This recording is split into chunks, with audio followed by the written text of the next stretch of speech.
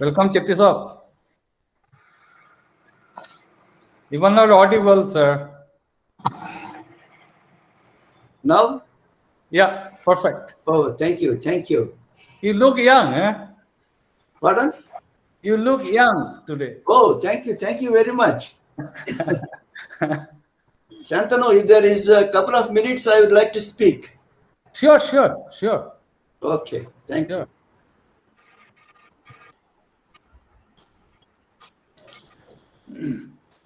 Jyotirmoy, please note it. Yeah, I have already.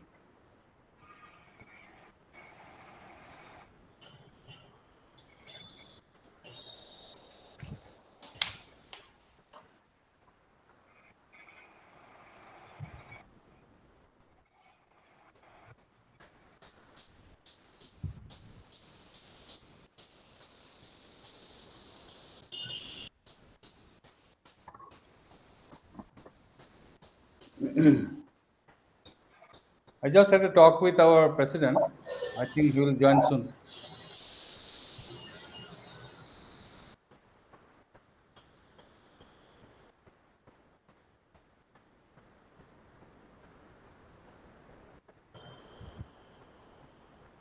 As we can only see our faces over here or some circles with some letters or icons, the entire screen appears as if Professor Saha has also joined the meeting.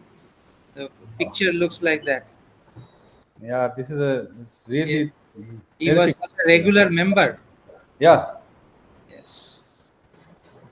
I think he missed only once or twice Yes. in the last 3 years of this monthly lecture. In fact, I was talking to his wife day before yesterday. In fact, she was saying that he was really upset because he could not really meet this time in RDS in Banaras. She was saying like that. Yeah. Anyway, he will be with us every day, every moment. Yes. And it's also heartening that Obinavoda is recovering. Yeah, it's very good news.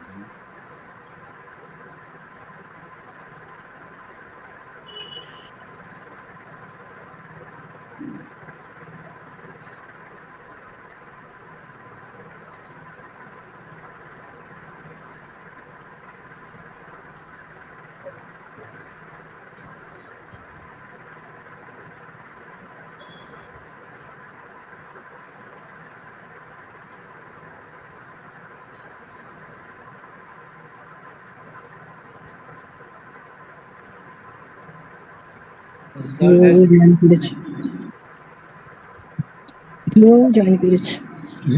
afternoon, sir.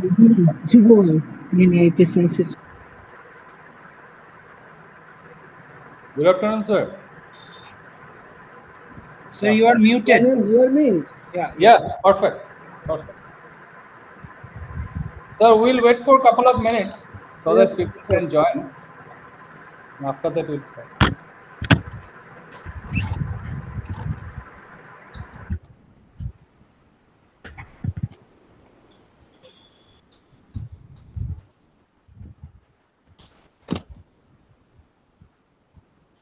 Because everyone knows that it will start at 4, so people will start joining around that time.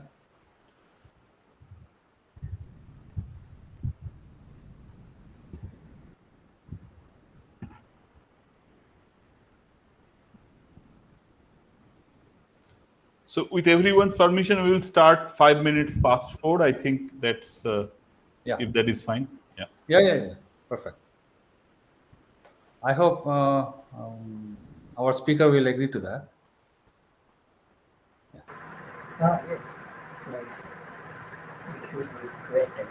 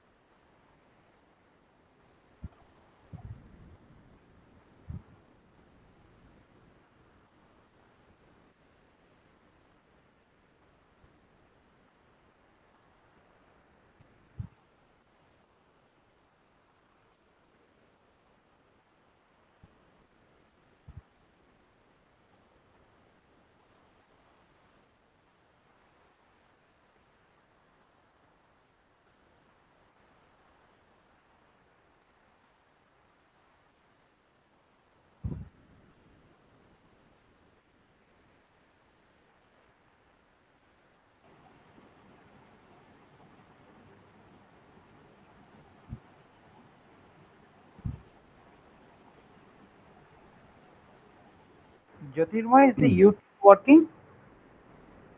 Yeah. Yes.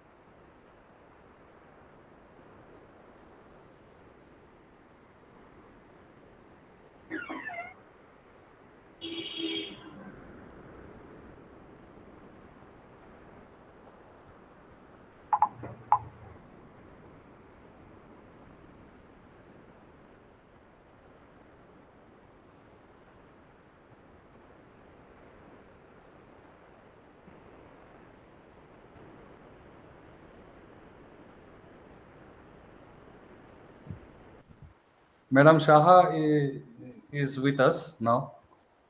I could see that she has joined. Okay. Very good.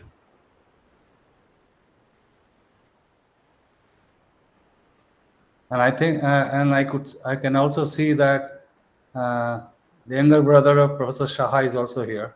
Yes. Mr. I saw Ratan that. Saha. Yes. Yeah. So we will start in next 2 minutes, I think, at 5:04, as we said. Yeah. That's fine.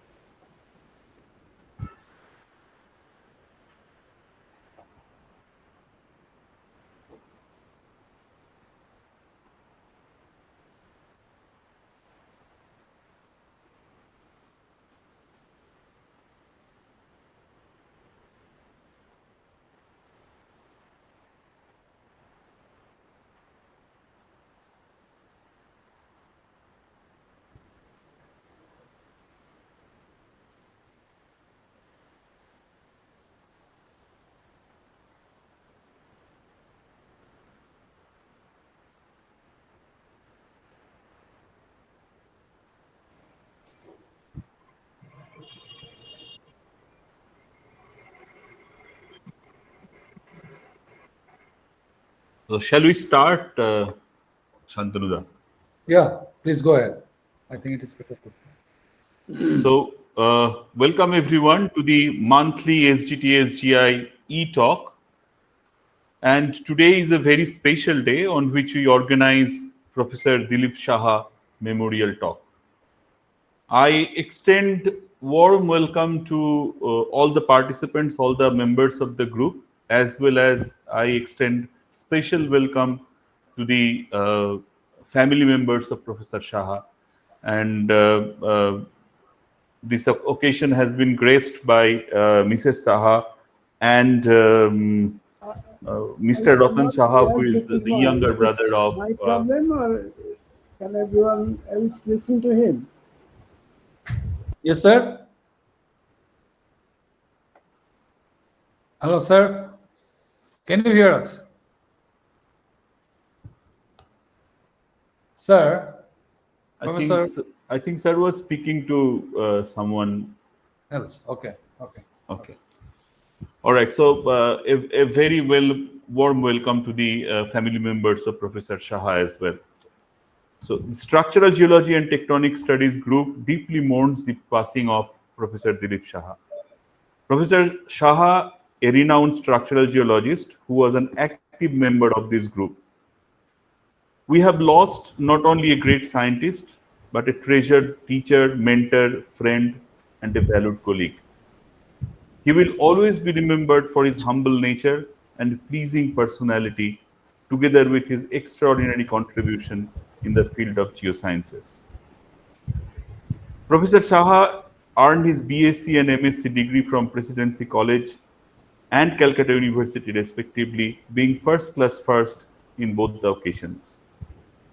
He earned his PhD from London University in 1984 and DIC in Structural Geology from Imperial College London in the same year. He joined Jogomaya Devi College in Calcutta as a lecturer in 1980 and a lecturer in the Indian Statistical Institute, Calcutta in 1984.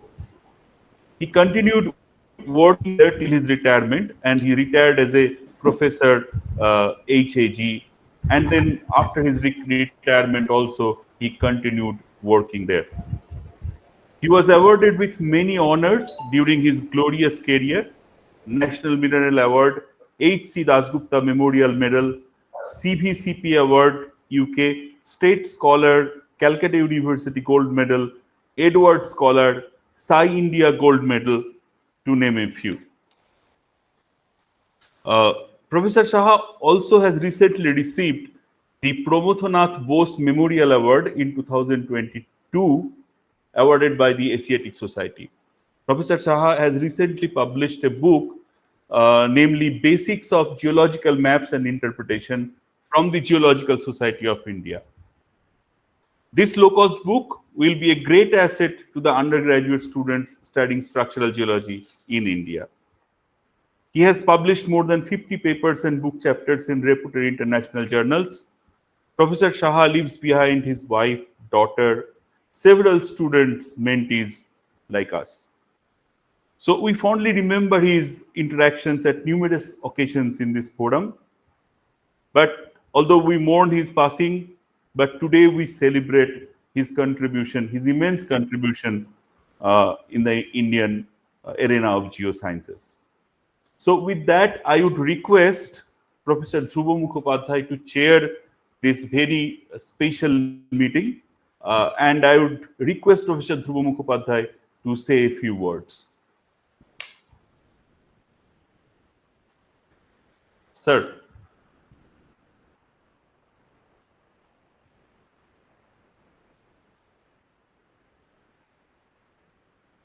Professor Mukhopadhyay.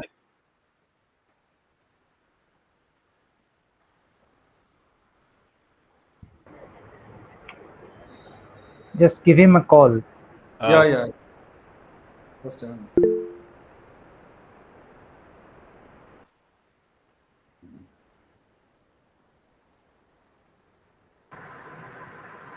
Having a problem with his audio, I think. Yes, I think sir cannot hear your human. Sir, could you hear me now? Can you hear me now? Seems there is a, but he could hear us before. Just a minute. Let me see whether he picks up the call. হ্যাঁ sir শুনতে পাচ্ছেন?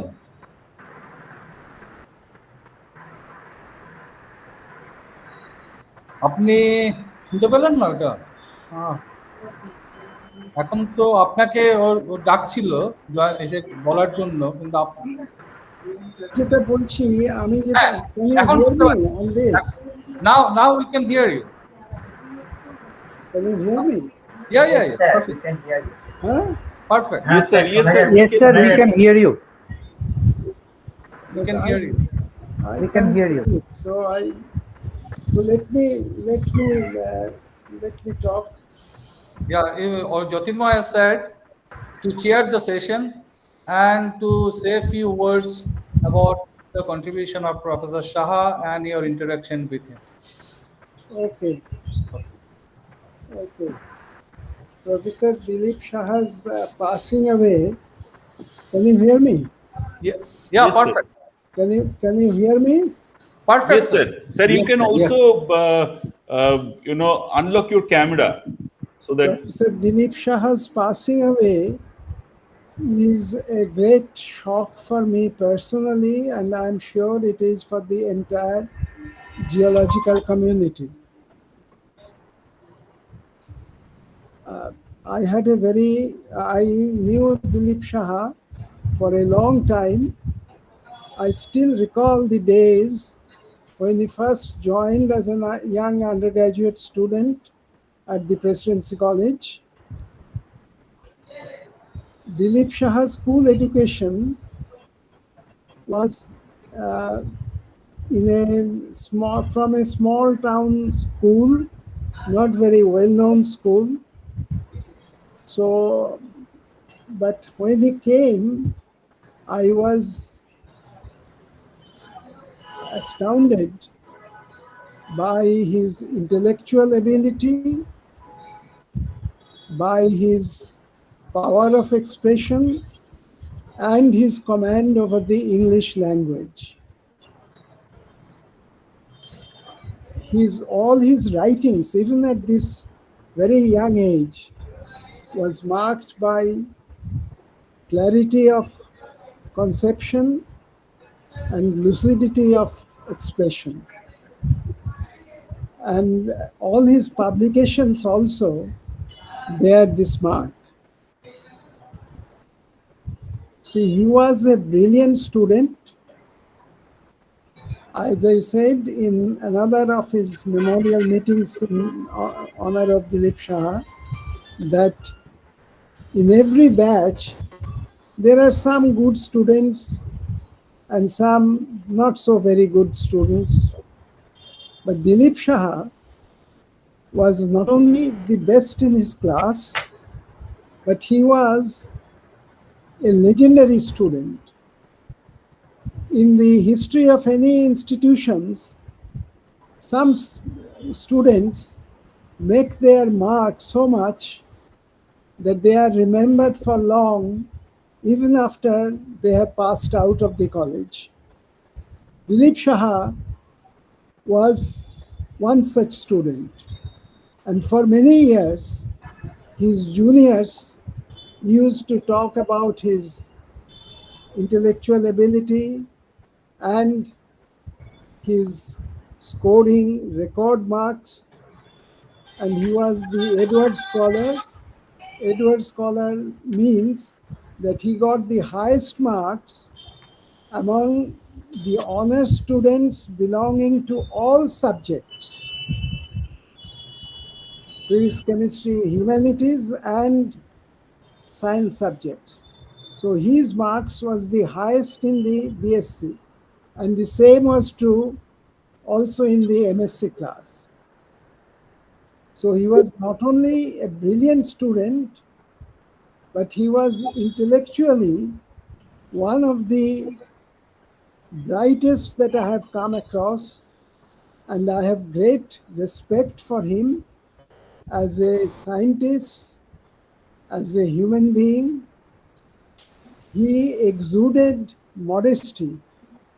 I have never seen him talking about himself or about how good his work is. And he was never used to project himself as a very brilliant scientist. And this endeared him to all his colleagues and his students. I have two regrets about Dilip Saha.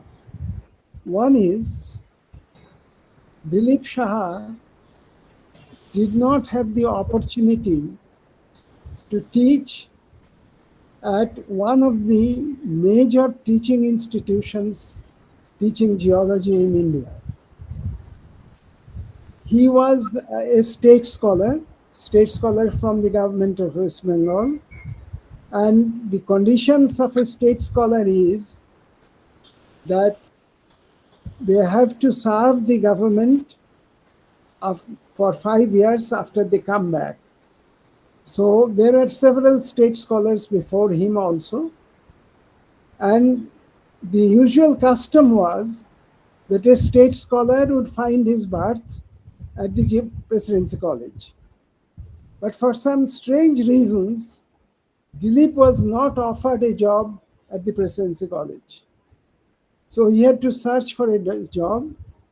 And I believe for a few months or maybe for several months, he was teaching at Jogomaya Devi College or Ashutosh College till he got a position at the Indian Statistical Institute. His research at Indian Statistical Institute was of a very high standard, but he could not produce the many students that he could have. He could not build up a school of research at a leading institute in India. So this is one regret that I have about him.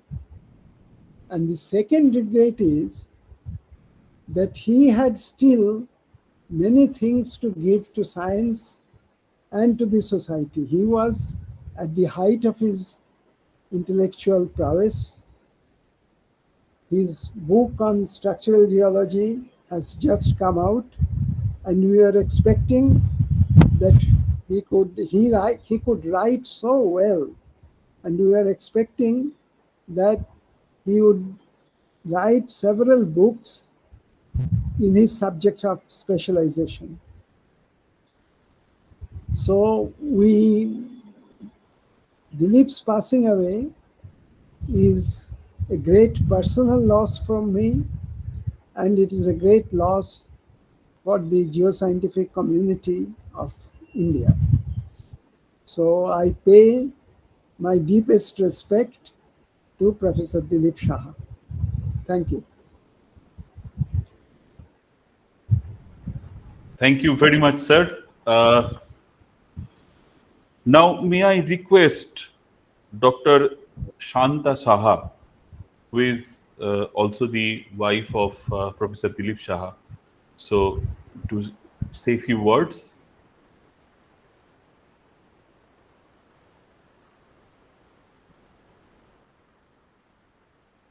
Ma'am, if it is fine with you.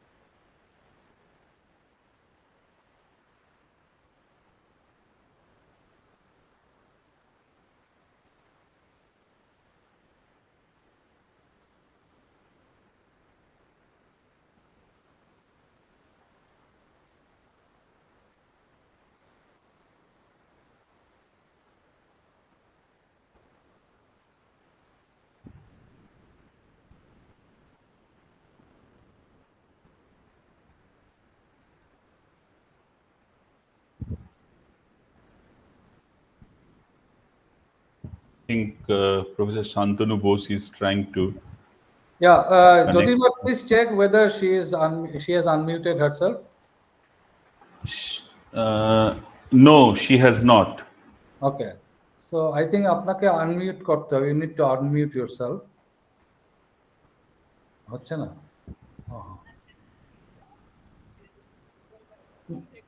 Okay.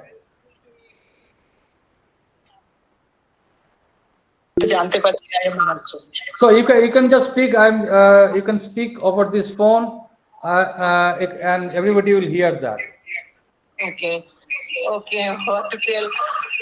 I am very much grateful to you that I'm learning from you people that many things about my husband what I didn't know even.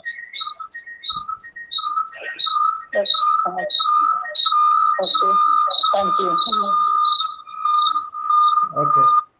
Okay. Thank you, madam, for your saying few words in this occasion. Over to Jyotirmoy. Thank you very much, ma'am. We can completely understand your mental condition now. I think we have Duti Saha as well, if I'm not mistaken. She must be the daughter of Professor Saha. Yes, if you don't mind, I'd like to say a few Yes, words. absolutely. Please, Duti, go ahead. Yeah. So first of all, I would like to thank all the organizers for arranging this meeting. I think it's a very apt way to honor his memory. I'm sure all of you who have known him in either a professional or a personal capacity have your own fond memories of him. And one thing I have learned from my father and the way he conducted himself in his professional life is that you have to let your work speak for you.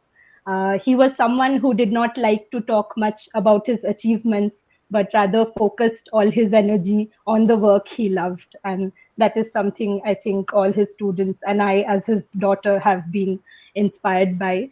My father lived his life very humbly without any showmanship, and he followed those principles in both his personal life and professional career. Therefore, I believe he would want his legacy to be the same. And I believe his memory will live on through his work and through the work of all his peers, colleagues, friends, and students. Thank you. Thank you very much, Duti. That was really thoughtful. May I also request Mr. Ratan Saha, his younger brother, Professor Saha's younger brother, to say a few words.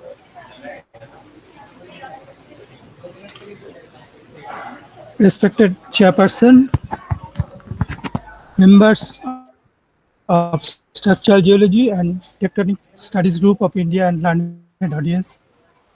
I don't want to say much as my elder brother Dilip's daughter already told what. I just want to thank you and express our heart-deep gratitude and regards to you all. Thank you. Thank you very much, Mr. Saha. I think Professor Shantanu Bose has some messages that were delivered to him by some of the eminent scientists of India. And I would request Professor Bose to read those out as well as express his feeling on this occasion. Thank you, Jyotirmoy. In fact, I was introduced to Professor Saha at University of Calcutta in a meeting of Geological Society in Mining and Metallurgical Geological Mining and Metallurgical Society of India, and there Professor Saha has been an editor for more than 2 decades for the journal, and I saw him working on a paper so meticulously that really it is very difficult for every one of us.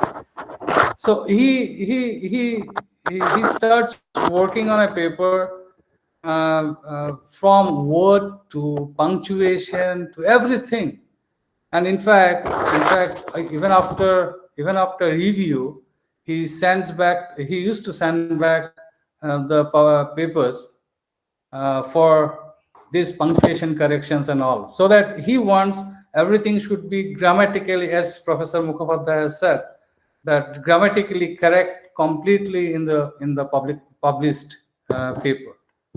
So I have been known for him for last 12 years or so. So, but I met him so frequently in this meeting and all, particularly in Calcutta University, and I'll be missing him a lot because he gave me many suggestions in my career as well, and in fact in some scientific aspects also. I'll remember him as long as I'll be here in geology. Well, I pay my deepest regards, deepest sympathy to his family members, and I hope we all will have to come out of this shock quickly, so that we can really carry forward his work with more, even more zeal and more pride.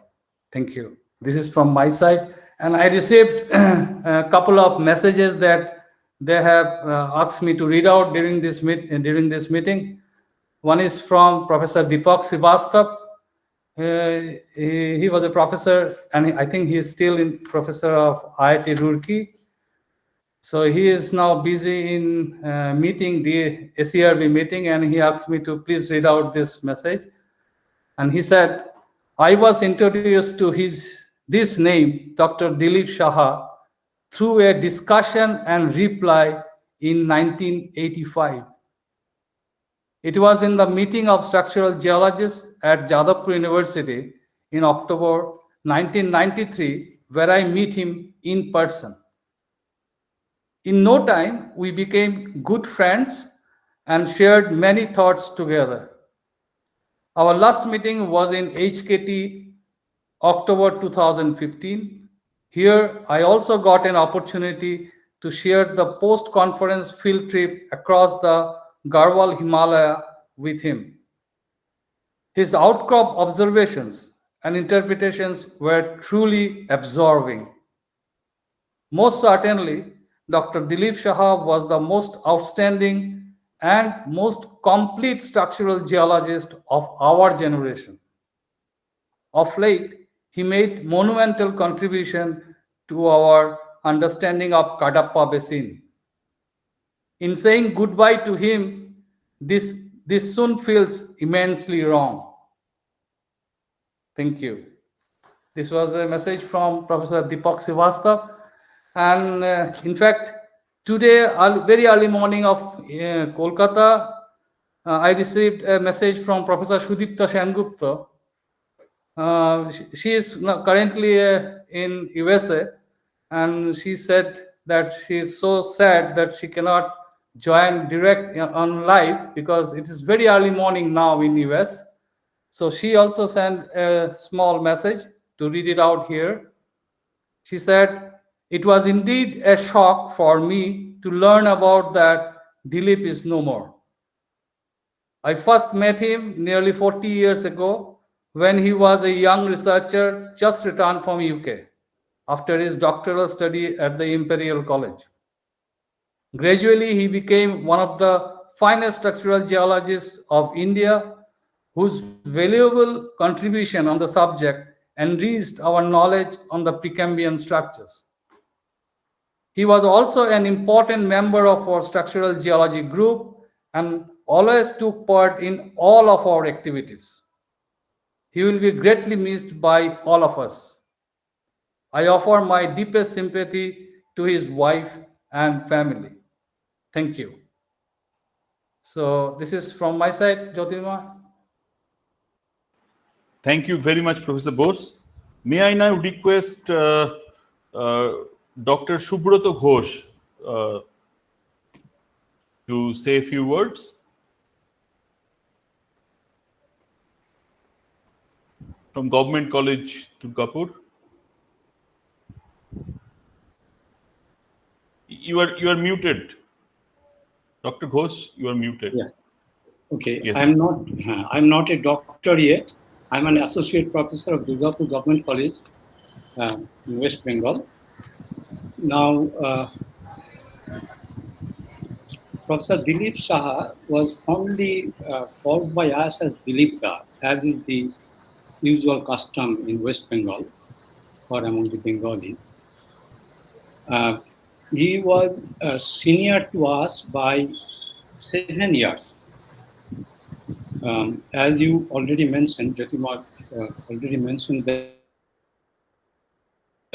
Dilip passed his BSc in 1974 and MSc in 1976. But in those times, the Calcutta University had a great time lag, almost 4 years.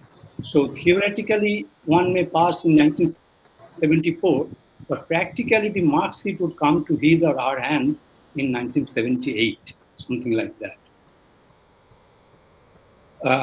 When Professor Mukhopadhyay gave a very nice introduction about Dilip, he was our role model. When we used to study at Presidency College Geology Department, we were impressed by the stories of Dilip. And I just want to share just a few, 3 or 4 occasions or instances.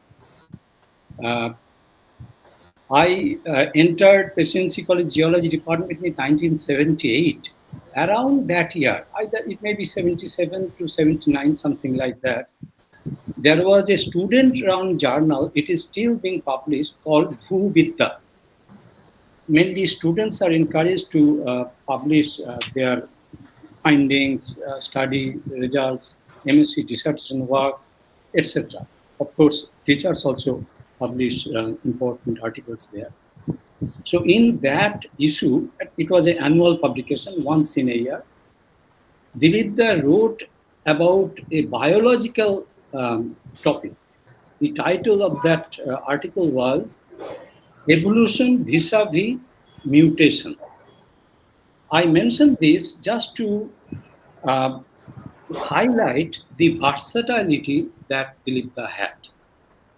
Later on, in 1982-83, when I was the secretary of Geological Institute, there was the association or a body, a student body like that in Geology Department of Presidency University of College at that time. It is called Geological Institute of Presidency College. And it is run mainly by students. Of course, the departmental teachers give their suggestions, and they do the monitoring, advice, everything very actively. So when I was the secretary of that institute in 1982-83 session, Dilip was at Imperial College London doing his PhD with Professor Janet Watson.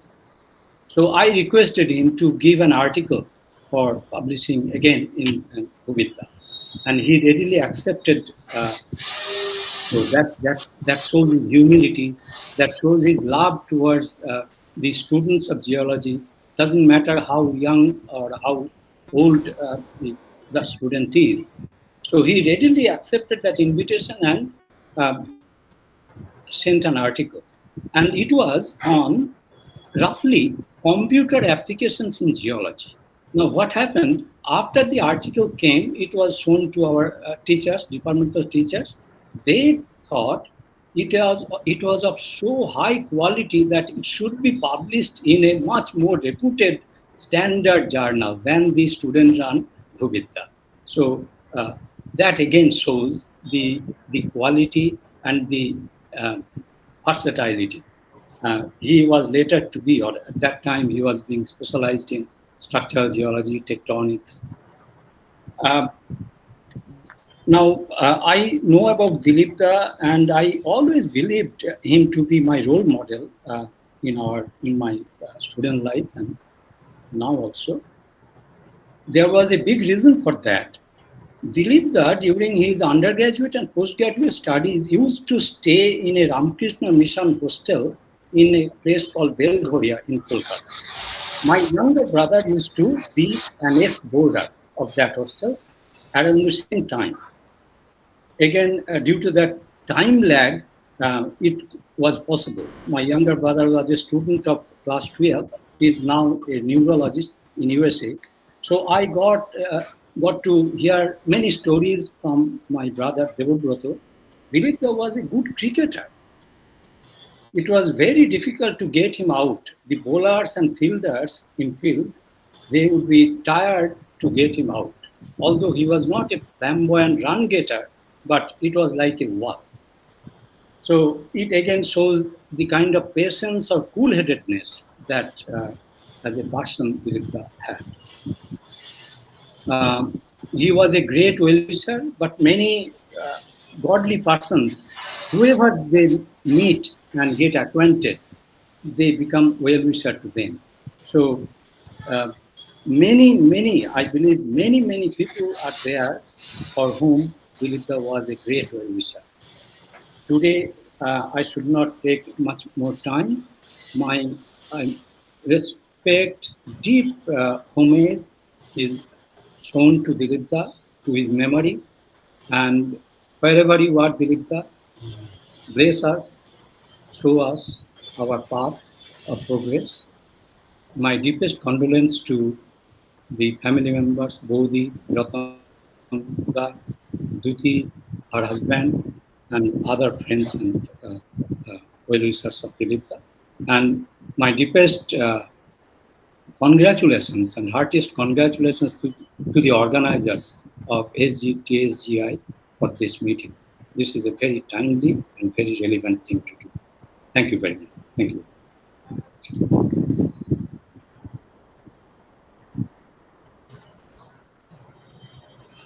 You are muted, Jyotirmoy. May I now request Professor Shetty to say a few words, please? Sorry, you are also muted. Friends, I feel sorry that we are missing Professor Dilip Saha today, who has been a very regular and constant listener and active participant in many of our discussions during our monthly talks. He has been one of my good friends. Our friendship started very long time back when he started his journey to Kadapa Basin via Hyderabad. He came and met me and we started our relationship since then. I was really shocked to know his passing away just because I heard him and I have seen him online during the book release, during his book release by the Geological Society of India. He has reviewed many of my papers which have been published in Geological Society of India. He was also an examiner for some of my students, PhD students. I found him a perfectionist and an excellent critic of the scientific aspects. I always find him a perfect gentleman, mild and very pleasant-mannered person. I used to like him very much. We used to have personal discussions very frequently on personal phones.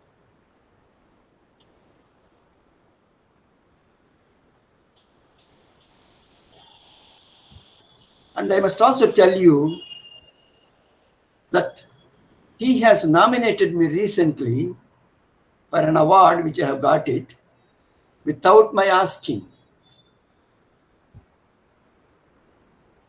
This is how our relationship was there, and I feel very much missing.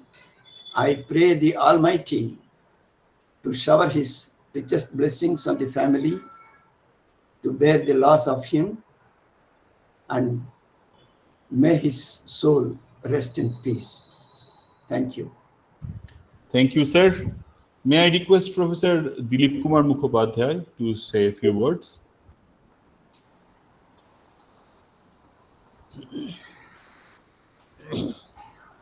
Professor Mukhopadhyay. Yes, it's very difficult to say anything about Dilip Saha, who left us so suddenly. Suffice to say that he was a brilliant student, a brilliant researcher, a brilliant scientist, and also, I presume, a brilliant teacher.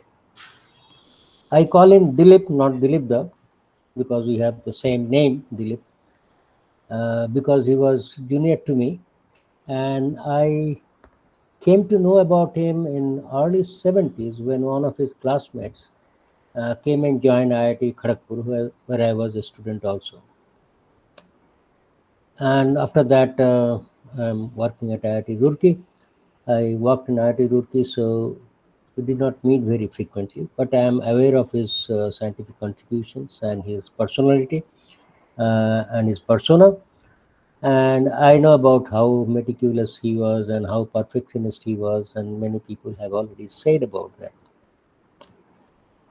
I would like to say just two things. One is that he was a field structural geologist, field work. That's what I emphasize. One of the fast disappearing breed in geology in general. And I would be missing him very severely because of this quality that he would go and look in the field and interpret structures. So those who believe in structural geology in the field would surely be missing him. So I know him for a very, very long time, almost more than 45 years. And at this age, my age, only thing that I can say is a friend's untimely departure. A friend's untimely departure is a reminder that how fragile life is. We'll all miss Dilip Saha, all of us here who's present today. His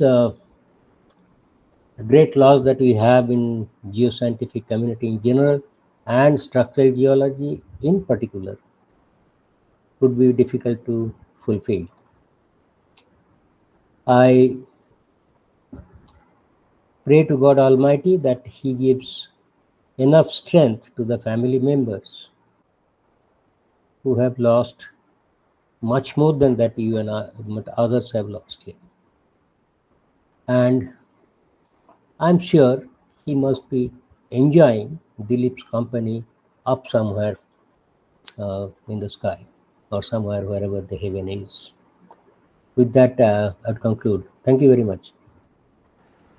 Thank you, sir. So now we open this forum for anyone who wants to speak about Professor Saha.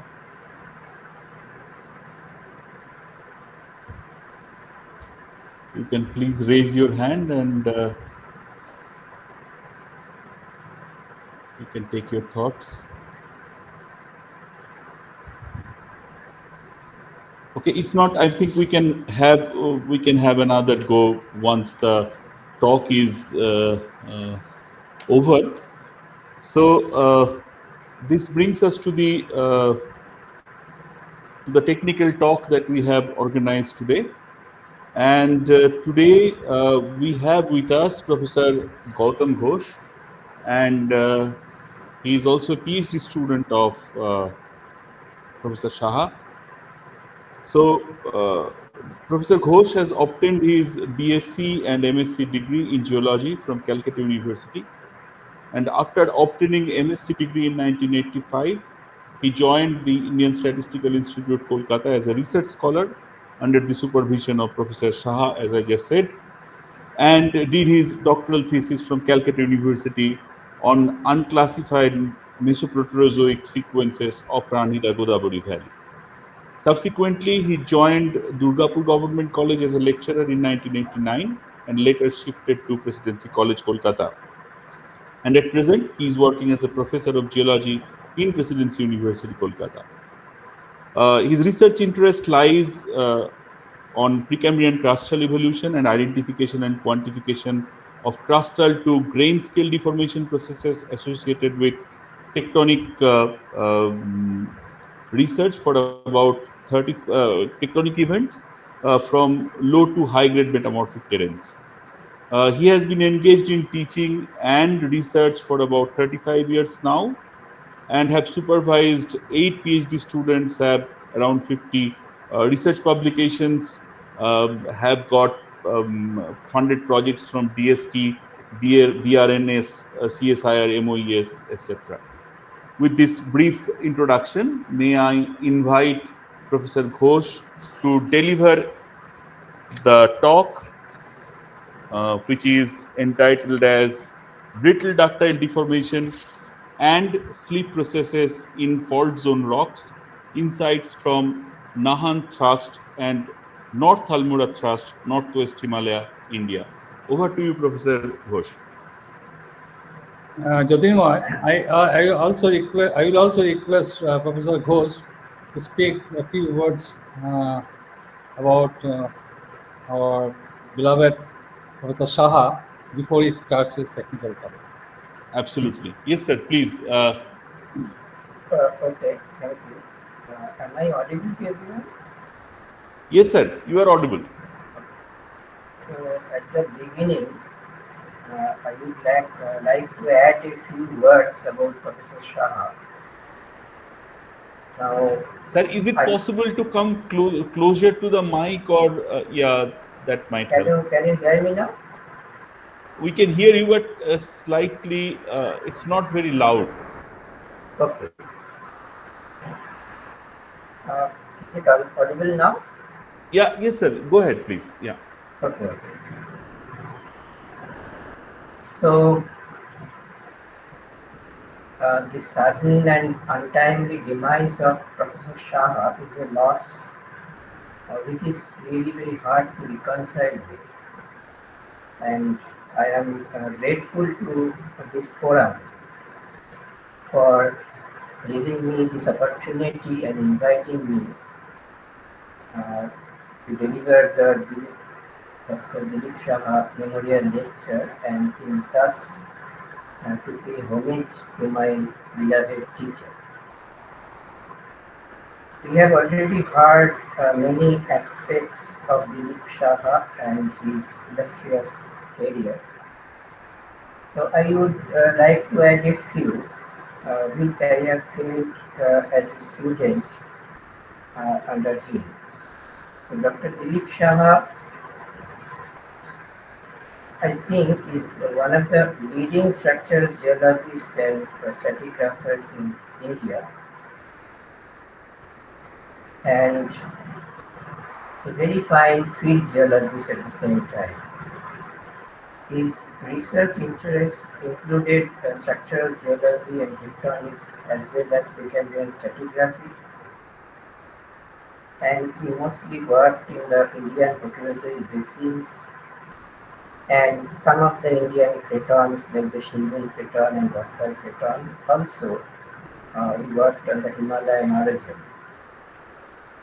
He always preferred a field geological approach along with geochemical studies and geochronological studies in solving geological problems. And together with his students and colleagues, he worked extensively in the Proterozoic basins of India, leading to a new tectonic framework for the Kadapa basin and also about the correlation between the different Proterozoic basins of India. Also, he did commendable work on Archean tectonics from the Shindul craton, and his research works culminated in about nearly 70 publications in leading earth science journals, as far as I remember. I would also like to add a few of my personal experiences with Professor Saha. My relationship with Dr. Saha lasted for nearly 40 years. It started in 1985 when I joined as a research scholar under him to pursue my doctoral thesis. And he was at that time just joined Indian Statistical Institute coming back from Imperial College. Initially, our bonding was that of a normal teacher-student relationship, but over the years, it grew stronger and became of a more intimate nature. It is not that we often met after my PhD and talked for a long time, but whenever I called him, After long gaps over phone, or would meet him at some meeting or at conferences, he would always ask, "How are you, Gautam?" and went on to ask about the well-being of my wife and daughter. So in reply, I also started with, "Sir, how are you?" And he would also always respond with a smile and say, "I am fine, Gautam." So to me, that became his signature words. So when I called him up in last April to initiate a conversation, I was really shocked to hear for the first time that he is saying that I am not very good physically. I always really felt that mentally he was a very strong person and never expressed uh, openly or publicly about his any physical inabilities. Obviously, uh, he was a person who would not say much about himself. So the conversation rang up an alarm in my mind. I called him up again after some days and inquired about his health, and he said that the illness is still persisting. And then the things went really out of hand, which culminated in his sudden demise on 18th of June. I always respected him as a teacher and will continue to do that as my mentor, and admired his scientific acumen, his dedication, and innate mental strength. As a student, I had I can openly admit that I had the full access to get into his room and discuss any problem, whatever came to my mind. In fact, he was always Dilip that me, and I think will remain as such. I feel he was a teacher unique in his ways, and we are very little those who have did PhD under him. We got the opportunity to be taught by him directly. So he was a brilliant teacher in that way. He would always try to persuade me to apply myself in solving problems, and he would not provide direct tools for solutions at any time. So as a student, I started to observe him keenly, how he's doing things and solving problems in the field as well as back in the laboratory, and try to adopt his style of working. And I think it helped me immensely to grow up. As a co-worker, which I was also after PhD for a brief period, he was always supportive and extended his full support whenever I needed. He was a really kind person, liked and respected by all. So his sudden demise has profoundly shocked all of us, his colleagues, students, and family members. I deeply sympathize with them at this great loss and pray for my beloved teacher, who was active in work till his last year. I strongly feel that the best way to render tribute to Dr. Saha would be to commemorate his achievements and pursue his unfinished works on the Proterozoic and disease and the Archean totemic part of India. So, with this, uh, I will now go on to the other part of today's program, which is the Professor Dilip Saha Memorial Lecture. So I will start sharing the screen.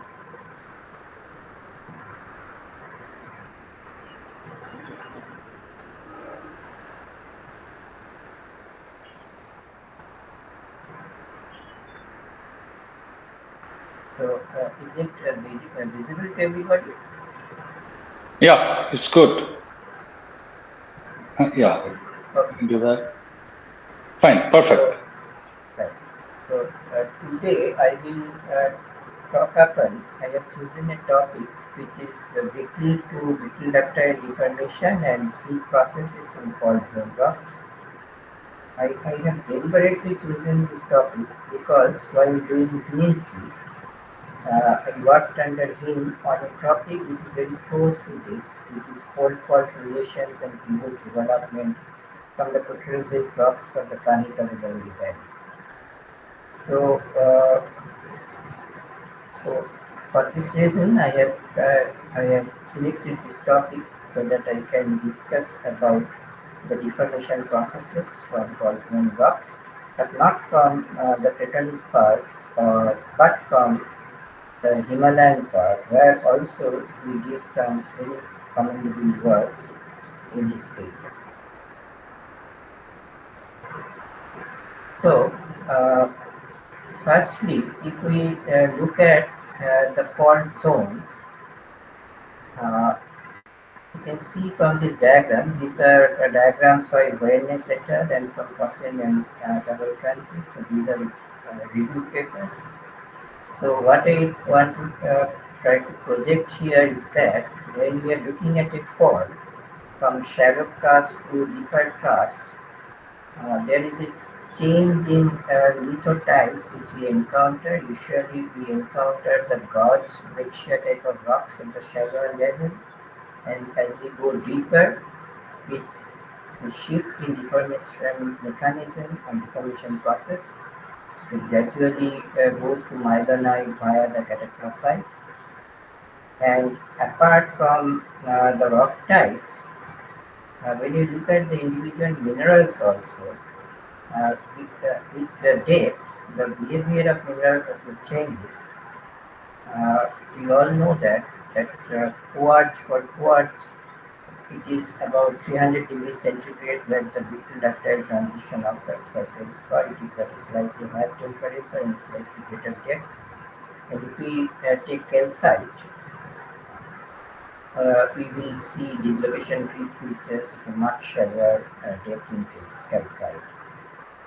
I am deliberately taking these three minerals because they are very common in shallow crustal rocks and in the Himalayan rocks. And other than this, we will get biotite, muscovite, chloride to clay minerals, and their occurrence also it will be depth and metamorphic pressure temperature dependent. So I will, through my lecture, try to show that what type of deformation process and what type of mineral assemblage we are observing at the two fault zones which I have chosen. And another very interesting character of shallow crustal faults is that usually the fault zone architecture, there is a fault core which is on the two sides, or in one side there is a fault damage zone. So there could be a single core or there could be multiple cores. But usually the shallow crustal faults, they are associated with this type of cores and damage zones where different kinds of fault works occur. And as you all know, that faults are very easy paths for fluid flow. So often with fluid ingress, we see change in mineralogy and fault zone weakening, which is another very characteristic feature of fault zones. And these are also again textbook features that in the left side you can see that the classification of fault rocks by Simpson, which is the basis for all discussion on fault rocks. And we have the cataclasite series, we have the marginite series, and we have the fault gouges and fault breccias, and the pseudotachelites. And while looking at shallow crustal faults, we are also getting different kinds of fracture planes or shear planes, and usually we classify them after Sorensen as Y shears or P and P dash shears, which are synthetic. R shears are also synthetic to the main shear boundary.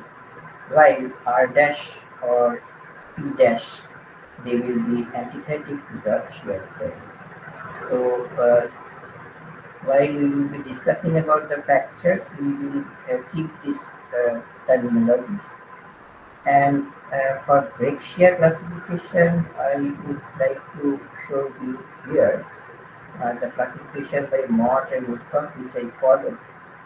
That these are the crackle break shears, these are the mosaic break shears, and the creative break shears with progressive fining and grain rotation. We will progress from crackle to chaotic break shear. So, with this brief introduction about the fault zone architecture and fault zone rocks, I will now go straight to the topic of my today's lecture, that is in the Himalayan origin. So, this is a regional map of the Himalayan origin after in 2006, and I have chosen two areas, one of which is this small rectangle here in the Himachal Haryana states. And another one, this is from the very outer part of the Himalayan origin, and the other one is slightly from the deeper parts of the Himalayan origin, which is from the Almora region. So first I will discuss about the Nahan, the fault rocks about the Nahan thrust zone and the deformation process, and then I will take up the discussion on Almora region. So Nahan thrust, it is occurring just above the main Himalayan frontal thrust, which separates the Himalayan origin from the Indo-Gangetic alluvium. So it is occurring, the Nahan thrust is occurring just above the MFT, and it affects mostly the sub-Himalayan sequences, which is again bounded by two major thrusts, the MFT and the MBT. So this is a simplified map of the area. It is again after Misra and Mukhopadhyay. So here you can see the position of the Nahan thrust above the MFT, and on the footwall of the Nahan thrust, which is northeasterly dipping, we get neogene. We get sub-Himalayan rocks on both sides, but on the footwall side we get the younger Shivalik group of rocks, while in the hanging wall we get slightly older Paleogene rocks. So this is the geological setting of the area, and the small rectangle is the area where I would mainly concentrate, which is very close to the town Pinjore, which is occurring in between Kalka town and Chandigarh town, Chandigarh city. So this is the geological map of this Nahan thrust zone, and this river is the Koshala river. So you can see from the map that this Nahan thrust zone, it is really wide zone, about 150 meter, almost close to 150 meter, and in the hanging wall side we are getting the rocks of the Daksai formation, and in the footwall side we are getting Shiolic group of rocks, and the Shiolics are younger relative to the older Daksai formation as per stratigraphy. So this is the typical Shiolic boulder beds which are occurring at the footwall side, and this is the alternate sandstone and argillaceous sandstone of the Daksai formation, which you can see in the hanging wall side of the Nahan thrust zone. When we can look at where the intact protolith we can see, but when within the fault zone the rock has entirely changed. And this is a sketch section depicting the distribution of fault rocks in the Nahan thrust zone. So you can see that we have as per our observation, we have a single fault core at the central part, and symmetrically there are two damage zones which are occurring on two sides of the fault core. And in the fault core, we are getting a zone which is dominated by fault gauzes of different kinds, which they are classified as red, grey, and black gauzes depending upon their color and also the mineralogical differences. And on both sides of this gauze zone, there are breccia zones, and followed by on two sides the fractured rock volume. So this is the scenario of the Nahan thrust zone. And if you look at the outcrop scale, so this is the thing of which I showed you the sketch section. So the black gauze is occurring here, and it is very thin. It is about nearly 1 meter in thickness compared to the other gauzes, which are much thicker. And these are the field photographs of the different gauze sample. And the black gauze, grey gauze contact, this is also decorated with slicken insides, which indicate that this is the principal slip surface within the Nahan thrust. And if you look at the thin section of the protolith rocks, the sandstone and the argillaceous sandstone, you can see that in the argillaceous sandstone there is much increase in phyllosilicate proportion compared to the sandstone. And compared to the sandstone, the argillaceous sandstone is little foliated. But look at the quartz grains, they are not much deformed. They are not showing, other than wavy extinction, they are not showing any other type of deformation features. But they are showing grain size refinement in some zones. And under thin section, these are the pictures of the breccias which are occurring on two sides of the gauze zone, and we have classified these as trajectory to chaotic breccia with increasing nature of vexation. And if you look at the mineralogy, the sandstone and the argillaceous sandstone, they have a difference. Both have feldspar. But the initial phyllosilicate content in the argillaceous sandstone is much more than the sandstone. But in the gauze samples, you can see that the phyllosilicate proportion has increased much with lessening of quartz and little bit lessening of feldspar and introduction of calcite mostly as veins in the fault core.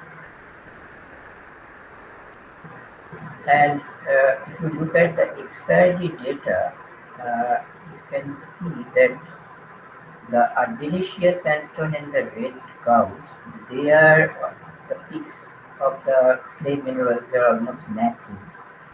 And in comparison, when we are placing sandstone, grey gauze and black gauze, the XRD peaks are again very much similar. So from that, as well as from often there are instances that within the gauze we are getting some intact rocks. So from both these observations, we concluded that mostly the grey gauze and red gauze, they have evolved from the sandstone beds, and it is for the red gauze, it is the argillaceous sandstone from which it has evolved. So now I will concentrate much on the fabric of the different gauze samples, because we can decipher much from careful study of the fabric of the gauze samples. So here you can see in the first diagram, these are the red gauze samples. So under microscope you cannot see almost anything, but when we are looking at it under ACM, you can see that the red gauze, it is actually viscous with shear fractures. A network of shear fractures have developed, breaking the gauze into rhombic pieces. And these individual rhombs, if we look at with slightly enlarged observation, you can see that these rhombic pieces, they are again strongly foliated, and along their margins you can see that there are effects of pressure solutions in development. So essentially the red gauze is foliated, and it is overprinted with development of shear fractures in conjugate set and with pressure solution seal development. And this, when we are looking at these fractures, if we look at them with higher magnification, we can see that these fractures, they have different widths in micrometers, but they are essentially showing a cataclastic pattern. Right, so the foliated rock, it has been with development of fracturing, it is getting developing cataclastic zones, and its thickness varies, and it's along, there are sharp boundaries in some areas, and in some areas you can see that these sharp boundaries, they have been again modified with development of pressure solution seals. And it is not only this, you can also see that these within these shear fracture where they are slightly wider, you can see the cataclastic fabric, it is grading to a flow fabric. It is occurring along maybe along stride, what I say, or across the width of the zone as well. We are getting cataclastic fabric which is being replaced with a flow fabric.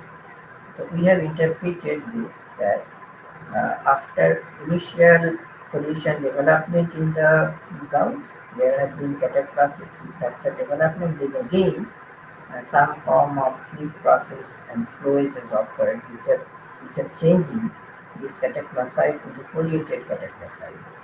And there are development of shear fractures on a finer scale.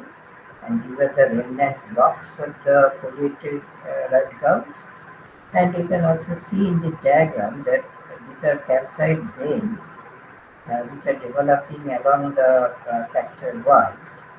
And if we look at it slightly under scale, you can see crack seal textures within these calcite veins indicating fracture opening.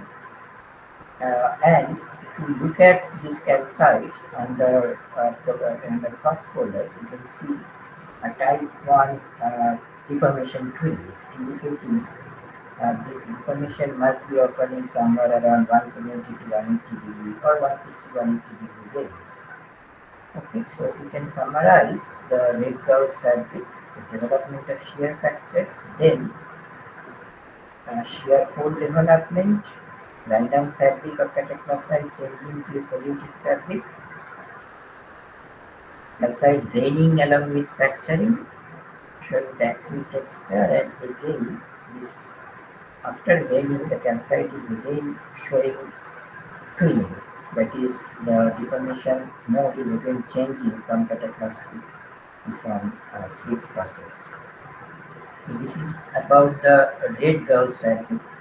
So when we look at the grey gausses, it is from very fine scale to very ender scale. Everywhere it is a cataclastic fabric it is showing. And the quartz grains, they are again highly irregular, possibly due to they are showing effects of pressure solution. Right. So compared to the red gauss, these are thoroughly cataclastic rocks, and we are not, other than development of pressure solution seams at places, we are not looking at any typical flow structures or flow processes within the grey gausses. Now, if you look at the black gausses, which is a very thin horizon, again you can see that the black gauss, it has developed a typical rhombic fracture patterns and fracture patterns of different orientations which we have interpreted as R1P and Y shears. And at the intersections of these fracture zones where they are slightly wider and we are also going to a higher magnification, you can see that in comparison to the red gauss, these fracture bound zones of the black gauss, they are also showing a cataplastic fabric. It is not like the red gauze where we see the foliated fabric. So it is essentially cataplastic rock. It is again getting fractured with development of these concrete fracture planes, and within these fractures zones, we can see that the extreme grain size refinement is very difficult to measure what is actually the grain size. So we have labeled them as ultra cataclasites at places to maybe even some form of melt generation, because you can see at the boundaries there are protrusion of this very fine material into the coarser cataclastite zones. And these are again overprinted by development of pressure solution seams. We can also find this flame-like structure and injection-like structures of these ultracataclasite or melt rocks within the otherwise cataclastic fabric. Also, under very high magnification, you can see some gas escape structures, small circular fabric, and development of clay crust aggregates, which are also indicating a very fast slip, maybe seismic slip. So, according to fabric, this is something different from the gray and red houses that is becoming apparent. So we have again checked what else is happening within these ultra cataclasite zones. So if you do EDS elemental mapping of these ultra cataclasite bands, you can see from this diagram that there is silica aluminum enrichment within these ultra cataclasite zones, but there is very significant less in calcium, which is present in the matrix outside the ultracataclasic zones.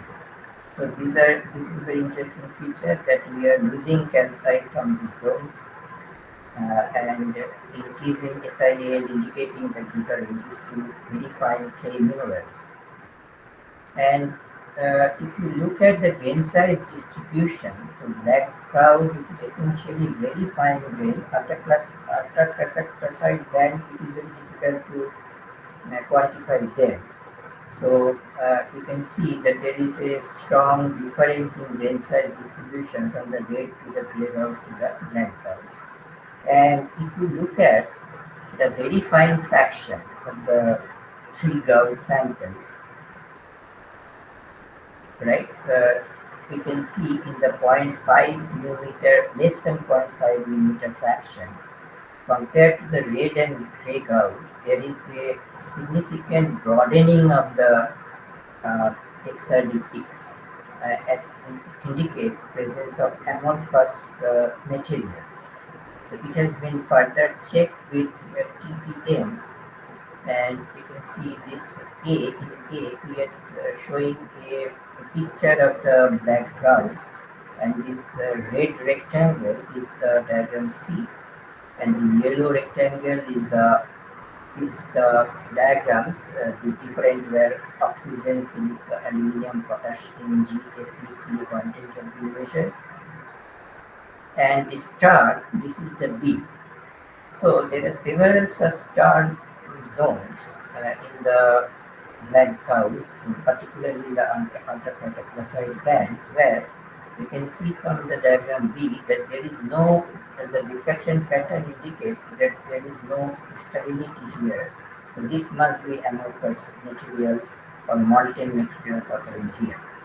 So it is confirmed that the black gauzes, there have been melting with losing of calcite and enrichment of aluminum, silicate, and other elements. So this is the characteristic of the black gauze that have been studied. So from this, we have inferred the evolutionary processes in the Nahan thrust zone. That in the first stage, there is deformation ensues, and there is the fabric development within the argillaceous sandstone. There is a little bit foliation development. Then fracturing starts, and uh, with uh, with uh, with juxtaposition of the ductile rocks over the shear along the Nahan thrust. And initially we are getting this fractured rock volume. Then with narrowing of the fault zone, I have drawn these ellipses to indicate whenever the active faulting is taking place. So initially this whole zone there was movement. Then it has been concentrated into a narrower zone where from fractured rocks we are getting the bridge-shaped rocks. Then it has been further narrowed, the fault zone, and we are getting from the lake shear the gauze, the grey and black red gauze they are developing. And essentially here, the dominant deformation mechanism is cataclasis and frictional sliding, which ultimately gave way to seismic slip with development of the black gauze as the principal slip zone.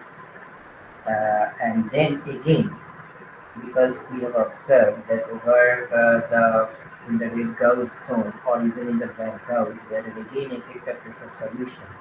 We have interpreted that after the seismic slip, there has been again some seismic deformation. So in this way, the Nahan thrust has evolved, and there are telltale evidences of seismic slip from the Nahan thrust zone. And if we consider that there are those black gauze that have shown you that uh, they are really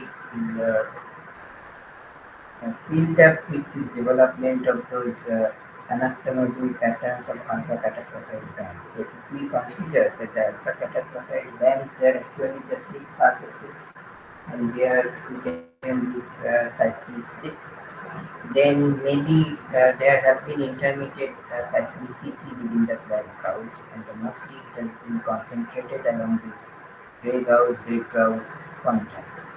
So we have proposed a model where it is a strongly lithologically dependent seismic slip in the Nahan thrust zone, but the entire deformation occurred at a very shallow crustal level, where we are dominantly getting we are getting flow in the clay minerals, and we are getting mostly cataclastic fabric in the other minerals present, and as a result we are getting gauze and break shear type of rocks.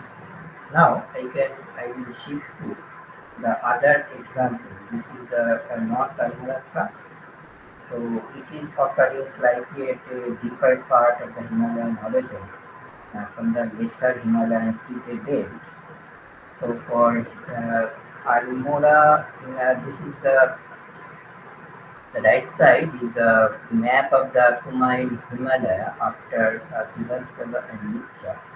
And here you can see this is the outcrop of the Almora Tipe. So, and the left side, this is slightly enlarged map which I have taken from Mondal et al. So this is the Almora Clippe. So within the Almora Clippe, you can see that it is bounded by two major thrust planes. In the north towards south, and the South Almora thrust, which is deep towards the north. And within the Almora Clippe, in the central, this Almora Clippe, it is uniformly folded, as you can see from the section below. The entire clippe is uniformly folded, and in the central part we are getting mostly sedimentary rocks, which are now have been schistose to very metamorphic bed, and it is called the Almora group of rocks.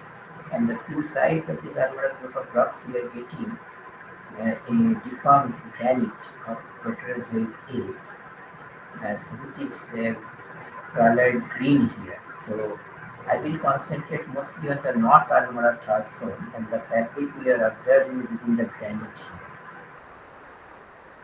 Okay. So this is the general fold pattern within the Almora group of metasediments from small scale to very large scale. and these are again, when the clique has been synchronously folded, these have been defolded again with some upright folds.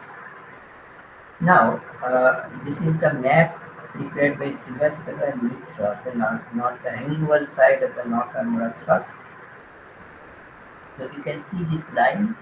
This is the North Almora thrust as drawn by Srivastava and Mitra. In the footwall side occurs a quad site which belongs to the Danta group, and in the hanging wall side, this is essentially the granite.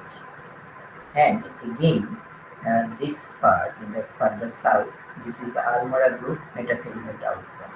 So in between the Danta group of rocks and the Almora group metasediments, we have a very strongly deformed granite, and they have systematically developed different varieties of shear rocks, which Srivastava and Mitra classified them as proto-mylonite, mylonite, and ultra-mylonite. So how they look like in the field? So this is the proto-mylonite formed from the original granites. And so here we can see the large feldspar crust and the foliated fabric within the rock. And above the North Almora thrust, the shear indicators, they are indicating dominantly up to the south shear within the proto-mylonite, which is also evident within the granite mylonite. And this is the ultra-mylonite, and as I have shown you in the earlier map, that as we progress towards the North Almora thrust, the proto-mylonite and mylonite, they are changing over to ultra-mylonite. And to our observation, I don't know why this is not coming. More schistose rock, which we have termed as a phylonite, right? So very near to the Almora thrust, North Almora thrust contact, there are certain zones where phylonite development has occurred and the rock has changed from ultramylonite to phylonite. So these are the thin sections of the proto-mylonite, mylonite and ultramylonite, which we are observing in the Almora thrust zone. And if you measure the content of phyllosilicate minerals, so this 0 means this is the North Almora thrusts, which are again and then showing some asymmetric kinks near the North Almora thrust. Now, from the overall fabric, if you look at the individual minerals, it is very characteristic that the feldspar you see in A, and the feldspar, they are not showing much of dynamic recrystallization. They are essentially failing through development of brittle fractures. In contrast, the felt of quartz, they are showing recrystallization and dislocation peak, all sorts of dislocation peak features. And there is crystallization of mica, and effect of pressure solution is also there, but how the micas have deformed I will discuss. So there is a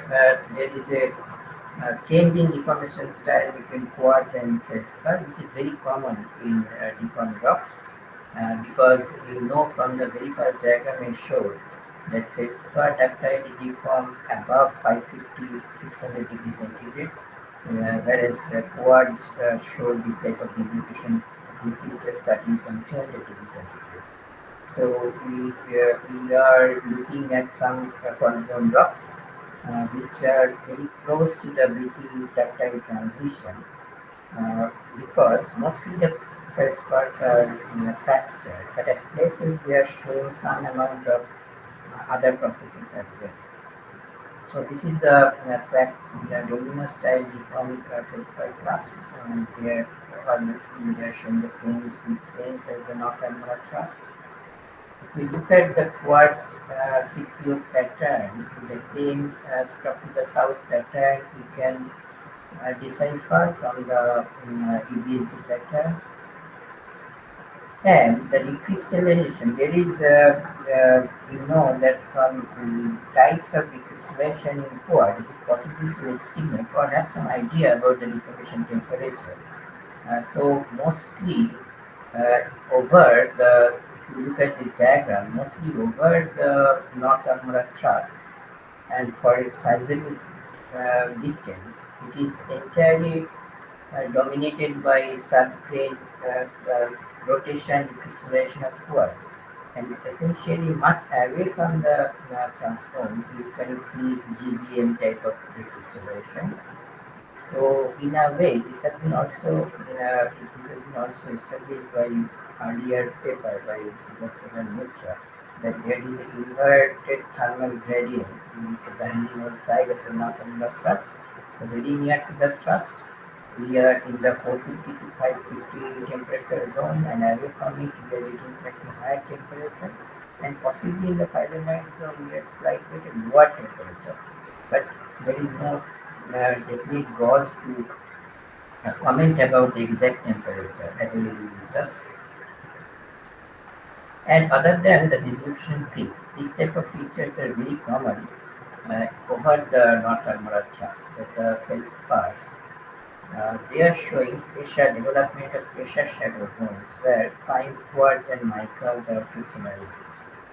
So this is another feldspar crystal which is showing such pressure shadow zones, and some quartz grains also showing some development of pressure shadow zones in the myelonitic to automyelonitic samples which are very close to the North Almora thrust. So our interpretation is that from the dissolution regime with the new crystallization of the pyrosilicates, the deformation mechanism is also changing from dissolution peak to maybe pressure solution peak. And if you look at the micas, because it is very difficult how micas are deforming, so we have to look at the micas and the TL. You can see there are dislocation tangles developing within the micas. If you do the history of the mica planes, you will see that there is essentially slip on 001 basal plane of micas. And in this diagram, you can see that this is the slip plane, 001 plane, and across it there are some fracture development which are again getting folded due to this 001 parallel slip. So micas are essentially showing a combination of diffusion, quick fracture development, and slip. So in summary, you can say our interpretation is that, and the deformation in the hanging wall of the North Almora thrust, we are getting deformation occurring in this deformation range, which is 45 degrees centigrade. Essentially, it is top to south slip, and this deformation mechanism is dominated by dislocation creep. But if we go to the North Almora thrust, there must have been fluid ingress with increase in mica content, dissolution of mica along with pressure solution slip, little bit of fracture. So from from viscous flow, as we progress towards the thrust plane, we are going to towards the frictional slip regime. So our interpretation at that in the North Almora thrust, we are looking at a much deeper part of the arc section where we are getting this frictional viscous transition journey section of this layer. So in summary, this is the thing I wanted to present to show how careful study of horizontal rocks can tell us a lot about the deformation process. And there is a contrasting deformation process as we go from the outer part of the Himalayan origin to the interior parts. And I will this Nahan discussion is mostly concentrated or have been taken from our paper which published in Bulletin Geological Society of America. And these are my collaborators. So often during the talk I say that we or our work, So actually it is a collaborative work, and D.P. Sharkar is the first author who did PhD from this Gautam Ghosh from the Hiroshima University, and my collaborators are Jadavpur University and Shankar of my department, Professor Shankar Ghosh. He is also a collaborator in the Almora part, and Professor Dilip of Dibrugarh College. He was a collaborator in the Nahan part. And last, Kaushik was very much inclined to be present in this meeting, but he could not be present due to some prior engagement. So he requested me to show his message to the forum that Dilip, I shall miss you. I have several memories of discussion, interactions with you. My thoughts are with you and your family. So this is not only Kaushik, but Dr. Kaushik Das's message. I think this is all of our feeling for our beloved teacher. We will definitely miss the discussions and his presence in all our meetings. Thank you. Thank you very much, Professor Ghosh. It's an excellent talk.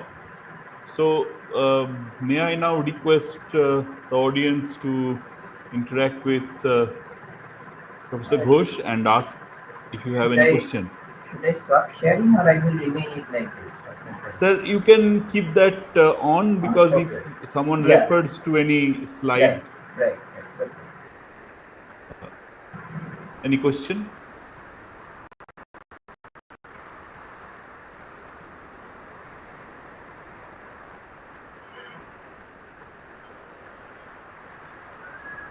Let me start. At least to start the interaction. Yes, Shantanu, go ahead. Thank you, Professor Ghosh. It was an excellent talk. In fact, I've learned many things from your talk today. So what has really attracted me to think about, because you talked about different color of gouges, the gray, red, and black. And you have said, I think, once that this black gouge shows melting, right? If I'm correct. Yes. So, did you try to estimate the temperature of that melt, or do you relate this thing with the frictional heat of the slip?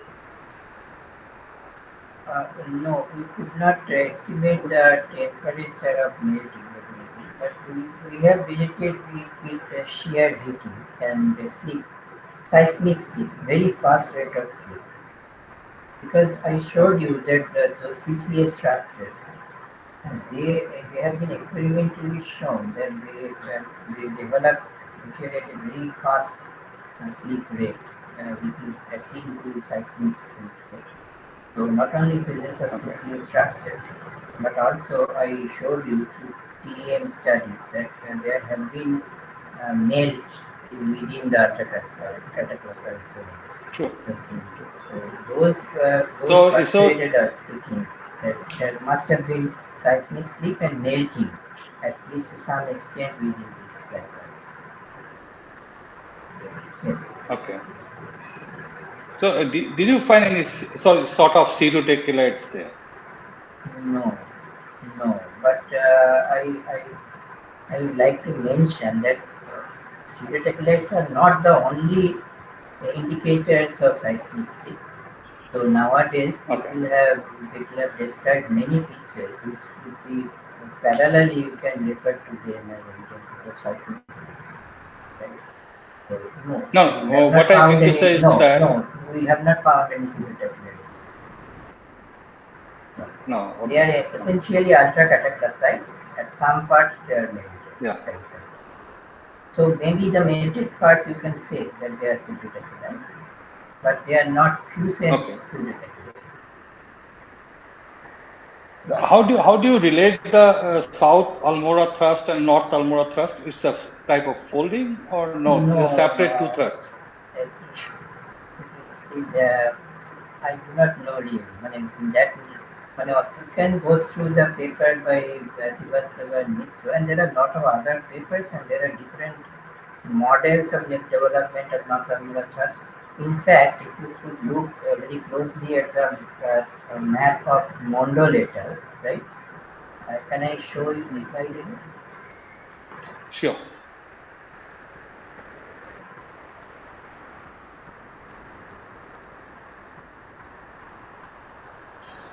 Yes, this one. You can see that Mondolator actually showed there are not 2 thrusts, but actually he showed there are 4 thrusts, right? And he, I am referring it to as the North Almora thrust. He actually referred it to a continuation of the Ramgarh thrust, right? So there is, he described that the North Almora thrust is actually the thrust between the Almora group of rocks and the granite, and the South Almora thrust same. So they considered actually Mondolator through some other studies, mostly Zarkon studies, they showed that the Almora group of rocks, they are actually the part of the higher Himalayan sequence, right? They have the typical SMND, some geochemical signatures from that. They showed that they are part of the higher Himalayas, but this granite, it is really part of the Munchiari thrust. So this is okay. So I have not gone into that detail. Really, I have only concentrated on the fault zone rocks for that. So according to the map, so North Almora thrust, you call it as a back thrust? I think that's...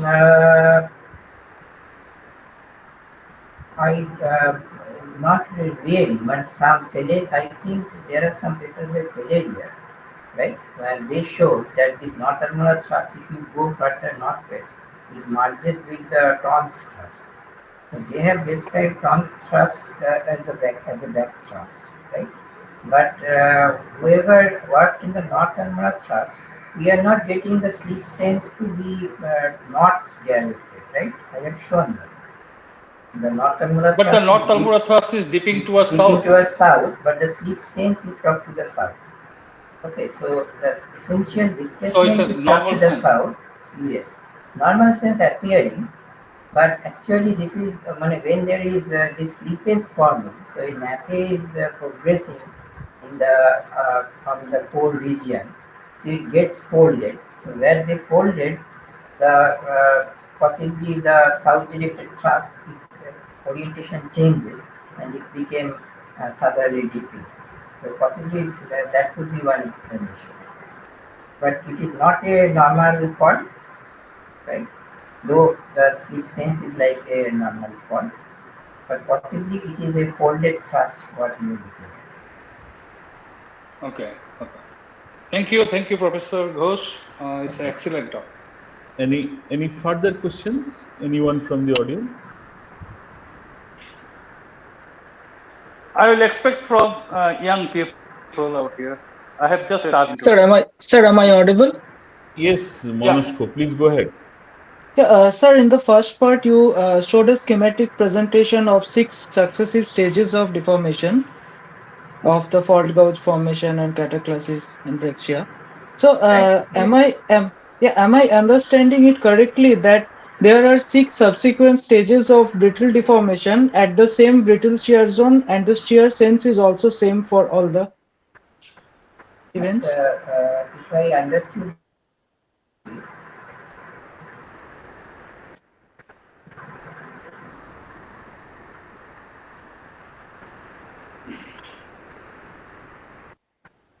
Yes, sir. This one. To this diagram. Yes, sir.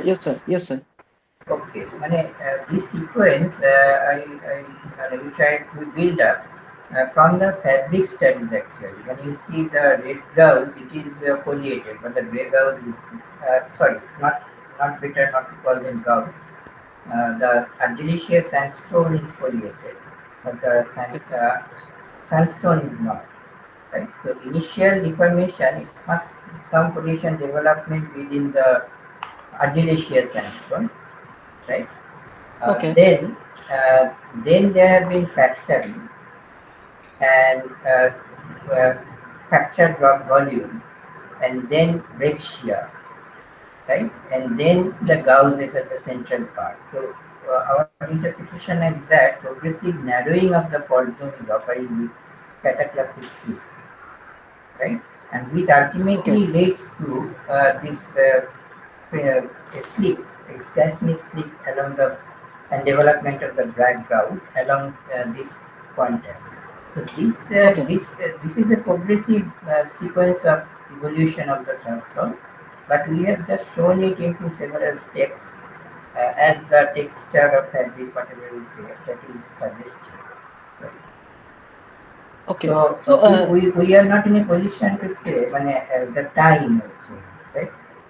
Okay, so it can it be in one single event, or it is a one thing, but it could be repetitive because I said that in the black gauge cataclyside zone they have developed in multiple numbers, right? Okay. So there could be multiple seismic slip, but we are not in a position because we do not have any time constraint. We have not dated the clay minerals, right?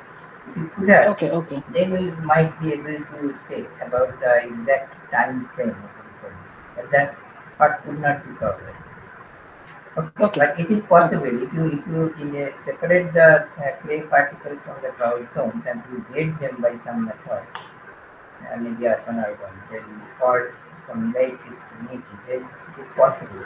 You can also have a time sequence here. But that could not be done here. Okay, thank you so much, sir. Yes.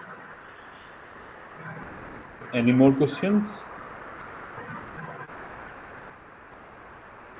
So if not, sir, I'll take the opportunity to ask one simple question. Sir, do you think that the thickness of the damage zone or the zone of intense fracturing depend on the nature of the fault? It is, I mean, whether it is a thrust or a strike slip fault or a normal fault. It is very difficult to answer, but what I have seen in the Himalaya region, I can say that in the Nahan thrust, it is a quite a thick zone of fault rocks development. But if you go up, if you go closer to the NBT, you won't find any such thicker fault zone rock. There, I have also studied some parts of the NBT in the same semi-traverse, but I failed to find any fault zone rock. There is a sharp plane of dislocation across which there you can see age difference only, right? But again, if you go further higher up, that is in the deeper part of the origin, like the Almora thrust, there you can see again the thrust zone for it is widening with a wider belt of fault zone. So I have started, this is my observation, so there must be some control why some of the thrust zones they are very narrow while others are decorated with wide volume of fault. It is a fundamental question. But I don't know whether any ready-made answers are available or not. And again, with thrust and strike slip, I really cannot comment because mostly I have studied the thrust zones of the Himalayan region. And also from the Precambrian terrains also. I have seen as major strike slip zone, but there are also some places I can see that the fault zone is really not almost marked by any fault rocks, but at other places it is quite thick with development of different kinds of fault rocks. So I think it is not really dependent upon the mode of the fault. Must be some other parameters that are controlling what will be the width of the fault. Okay. Thank you very much, sir. So I think in few of time, we would like to conclude the meeting here. I'd like to thank... No? Okay. Hey, Jyotirmoy. Yeah. We have here person working in Nahan for a considerable long time. Okay. We want to learn something also, right? So I would request Professor Dilip Mukhopadhyay, sir. Okay. If you want to... Sure. If your interactions will we'll gear up something, right? Right. We'll find something new. All right. I have worked in Nahan, Pinjore area for quite some time. We have a few publications also. One of my PhD student had worked in there. I understand that your Nahan thrust, the so-called Nahan thrust, the name doesn't matter, Nahan thrust, because in our nomenclature it is not a Nahan thrust, it is something else. But name by that's in a name, right? Dilip Mukhopadhyay or whatever. You showed that it is very close to Pinjore, is that right? In Kausala River section, is that right? Right. In Kausala River section, on both hanging wall and footwall are Dagsai Kasoli rocks. It doesn't separate. It doesn't separate the Shivalik from the Paleogene rocks. Subatu Dagsai Kasoli. That's number one. Number two, if you want to really look at what happened during fold thrust belt deformation, Kausala River is not the right place. That's because between MFT and MBT, there are a large number of faults. Right. There is a thrust stacking wedge type of thing. And if you want to separate out and want to see how it develops, it is something where Nahan one has to come, because that's where the fold thrust belt is the maximum width. In Kausala River section, they are very tight, where the faults come so close to each other, one doesn't know which fault one is dealing with. So one should actually look at microstructures of different faults near Nahan somewhere, because otherwise one would not know which fault is which one. Secondly, if you go from MFT to Dutok thrust, the whole sequence, you can drive in one day, do field work. Then you find that MFT is essentially brittle. And if you go to Dutok thrust, there is some brittle, but it is mostly ductile. And it gradually changes. And the faults that you have at the surface right now, they come from different levels, different depth. And they bring up the microstructure that formed at the depth. And for all the faults, there is a brittle deformation superimposed on a ductile fabric, some of them. So I would tend to think that if you want to look at microstructures and how it evolves through space and time, then one has to look at all the faults together. Nahan thrust, that the Kausala River thrust, is not the thrust in the Himalayan fold thrust belt. It is one of the many thrusts in the Himalayan fold. And a sequential development of microstructure would probably throw some more light. Not that your work is any less significant or anything like that, because one has to look at one fault at a time.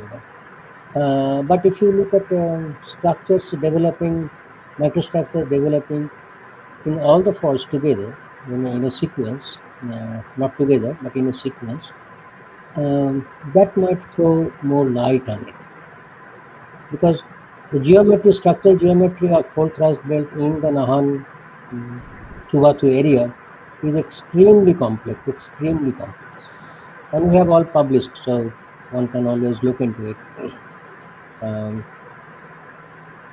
So that's all I would like to say. It doesn't diminish your contribution or your work or anything, but I would tend to think that one should look at all the faults together. Thank you. Okay, can I add something? Yeah, sure. Sure, sure. I agree with Professor Mukhopadhyay that it's very difficult. We took that as the Nahan thrust. The thrust we are getting just below the Pinjal town, right? But maybe the nomenclature of those faults, different waters have different names used, right? That is one problem. So, but I use the term Nahan thrust because I got it some in some work it has been labeled as Nahan thrust. So this is No, it one. doesn't matter. Doesn't matter. Doesn't matter, but I concentrate on that fault because there have been some faults in rocks. And in that area, just below Pinjal, I showed you the field photograph that in the footwall side, there's bouldery rock appears, right? And in the hanging wall side, if you go, you are getting the dark side. If you go to the Parvanu, then the Subatu rocks are coming over the dark side rocks. And if you go on up to the NBT, there are lots of slices of the Subatu, Daksai and Kasari they are coming. So I do not comment on what Professor Welder said, but my only say is that in the area where I studied, there were the Shivalik boulder beds. So maybe the Nahan thrust nomenclature could be different, but actually we studied at a region where the Daksai separates the Shivalik boulder bed. That is the thing I want to add. There is another thing that I would Santanu's question that actually I thought I will ask that, and Santanu already asked it. That you have black gouge, red gouge, and white gouge, right? Grey gouge. Grey gouge. So why the difference in color? I just could not understand what exactly you responded to. No, different. Yeah. Different is color. I also do not know really. I mean, why the different colors. But I showed you the field photograph of the Daksai rocks. They are made up of alternate reddish colored argillaceous sandstone and slightly whitish greenish colored sandstone. Right. So if you develop the gouges from these two types of rocks, possibly the color is also coming from the original proto. Right? Because originally, will I show the field photograph again? It will be good.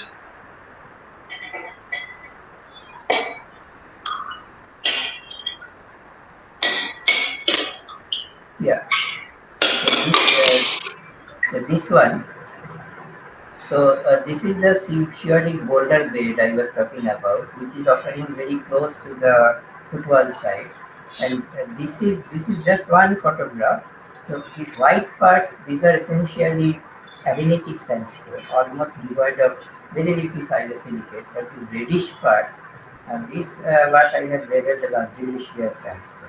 The original rock also have a color difference like this. Okay. So maybe when they change into gauge in the fault zone, the color came from the original rocks. That could be one explanation. Yes, the Daksai rocks that in this particular area, Daksai rocks, they have. If you drive from Nahan towards west along that road that connects to Simla, then you'll find there are excellent outcrops of Daksai rocks. After Daksai and Subatu rocks. Kasoli is very difficult to find on that road. Now in Daksai rocks that you'll find, you have whitish sandstone and reddish shale, not exactly shale, but reddish silt. Reddish silt, right. So reddish silt will give you a red color gauge, and grayish sandstone will give you gray color rock. But I am intrigued by that black one. Yes. Black one. White is black. White is black. And did you find a lot of carbon there? Graphite, for example? No, not really. Not really. Because we have done XRD analysis, but not much of carbon in it. But there is extreme grain size refinement. So maybe if you fine it to a very extreme level, it could look as black. That could be one explanation. But there is not much carbon there. Yeah, but you said that you find that there are pseudotachylite, right? Black could be because of pseudotachylite. Is that right? Could be. Not exactly shaded at light, but we also evaporated. But some type of melting has occurred. But you did not see any pseudotachylite in your thin sections. Yeah, it showed in the ultra cataclysite bands, they had some injection features, but they are extremely thin films, right? Not the pseudotachylite which we normally encounter, which we can see with our naked eye. Because to see these things, we have to go under SCM, enlarged view, otherwise you cannot look at them. Okay. I think I have earned my pension. Okay. Okay. Jyotirmoy, are you there? Okay. Thank you, sir. So Any further question? The last question for this evening. DM sir is still there. I think whether he can hear us or not to conclude things. No questions. No questions. Okay, sir. So you have enjoyed the talk, right? Okay. Yes, yes. Jyotirmoy, All right. Will stop sharing? Yes, no, sir. sir is saying Thank you very something. I much. think. Thank you. So I think this brings to the end of this particular meeting, and we again pay our deepest respect to Professor Dilip Saha, and may his soul rest in peace. And I'm sure many of us will carry on his legacies and carry out the wonderful work that he started. So with that note, I wish to thank every one of you to be here today. Also, the family members of Professor Saha especially. And I wish to extend my thanks to Professor Ghosh as well for delivering this wonderful lecture. So with that, I end this meeting for today, and I will send the next meeting's request very soon. Thank you very much. Thank you. Thank you. Thank you.